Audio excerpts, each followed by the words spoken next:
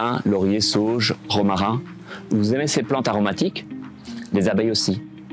Car tout au long de l'été, ces plantes vont fournir du nectar et du pollen à ces insectes butineurs.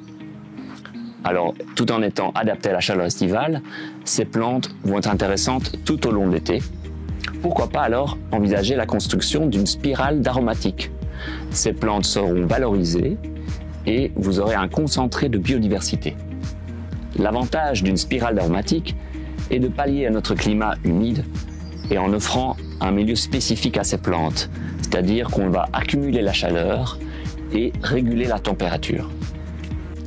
Alors, pour construire une spirale aromatique, tout d'abord on choisit un endroit bien ensoleillé et aussi un endroit qui convient.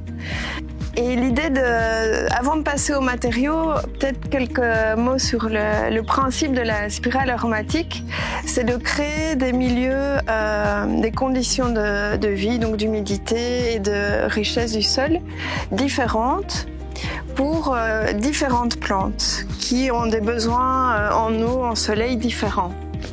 On aura vers le bas donc des plantes qui apprécient plus le sol frais, l'ombre, comme l'oseille, la menthe par exemple. Et plus on va monter dans la spirale, plus on aura des conditions de sol bien drainées, des conditions plus ensoleillées. Et alors on pourra mettre des plantes comme le romarin ou le thym qui apprécient bien ces conditions. Pour les matériaux nécessaires, bien évidemment les grosses pierres qui vont accumuler la chaleur et très important, ne pas cimenter ces pierres. On aura des interstices qui seront propices au développement de petits insectes ou même de lézards.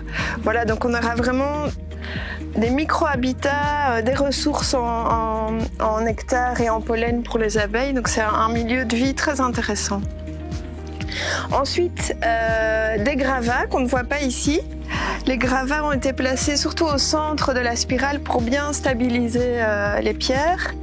Ensuite, j'ai déjà mis les graviers, presque pas en bas de la spirale. On mettra après une couche de sable et puis de la terre de jardin et du compost. Et alors on pourra ensuite placer les plantes et si on veut, on peut aussi placer dans les interstices des tiges creuses pour créer des petits, des micro-habitats pour les insectes.